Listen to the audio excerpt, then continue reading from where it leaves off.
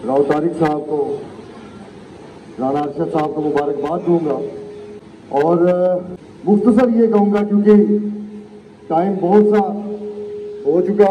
आप लोगों ने बड़ा ही मुजाहिरा किया तहम्मुल का। सब बुजुर्गों के, सब नौजवानों के ख्यालात जो थे वो बहुत काबिल एहतराम थे, मगर मैं मुख्तसर ये कहूँगा कायदे मोहतरम से, ओहदे जो होते हैं ना वो उनकी कोई वैल्यू नहीं होती, वैल्यू होती है सर इंसान की। ये कहना चाहता हूँ मैं आज कि पिछले कई सालों से राजपूतों का कोई पुरसाने हाल नहीं रहा। मेजॉरिटी जो होती है वो लेमैन होते हैं, वो मिडिल क्लास होते हैं, मगर होता क्या है कि चंद लोगों ने पूरे का पूरे सिस्टम को जकड़ के रखा होता है। कोई नहीं पूछता उस आखिरी बेंच पे बैठे हुए को जो आपके लिए जान दे सकता है। कोई नहीं पूछता उस आखिरी बेंच पे बैठे हुए इंसान को जो आपके नारे मारता है। मेरे ख्याल में सबसे पहला हक उसका होगा, सबसे पहला राइट उसका होगा जिसके पास खोने के लिए कुछ नहीं है, मगर वो फिर भी आपके साथ खड़ा है। सरगोदा में राजपूतों की बहुत बड़ी तादाद है, अल्हम्दुलिल्लाह बहुत बड़ी तादाद है, मगर बदकिस्मती ये है कि कोई पूछने वाला नहीं।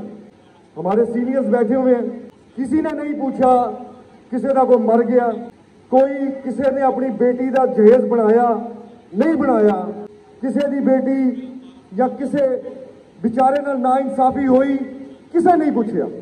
आप लोग समझदार हैं, आपने सारा कुछ देखा, मगर हमें तकलीफ होती है जब हमारे भाई उनको कोई नहीं पूछता। मगर मैं उम्मीद करता हूं आप लोगों से कि आइंदा ये जो कमियां बेशियां हैं इनको दूर किया जाए, और मैं उम्मीद करता हूं कि आप लोग हमारे बुजुर्ग हैं, आप लोगों को मैं शायद एक मशवरा दे सकता हूं जो मुझे समझ आता है, शायद वो गलत भी होगा, कि आप सरपरस्ती करें, यूथ को मौका दें। अगर आपने काम लेना है तो यूथ को आगे लाएं, एक अपनी सरपरस्ती में यूथ की एक राजपूतों की तंजीम बनाएं, उनसे काम लें, फिर देखें राजपूत बरादरी सरगोदा में शीशा पलाई दीवार बनकर आपके सामने खड़ी होगी, हर मुश्किल के साथ सामना करेगी, हर ऐसे तूफान का सामना करेगी, हर ऐसे प्रॉब्लम का सामना करेगी। जो लोग सिर्फ आपकी सरपरस्ती चाहिए उनको और कुछ नहीं चाहिए, ना उनको पैसा चाहिए, ना उनको कोई मुराद चाहिए, सिर्फ आपकी शफकत का हाथ चाहिए कि देखो तुसी किस तरह दिन बदल देने सरगोदा दे। आप आज इस हॉल में ही देख लें, माशाल्लाह बुजुर्गों के सरपरस्ती में ज्यादातर नौजवान बैठे हुए हैं। क्यों बैठे हैं? वो आपकी तरफ देख रहे हैं, वो ये देख रहे हैं कि आपने उनके मुस्तकबिल के बारे में क्या सोचा है।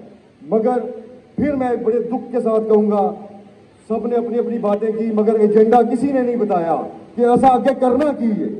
असी अज इकट्ठ किया, क्या हम सिर्फ रोटी खाने के लिए बैठे हैं?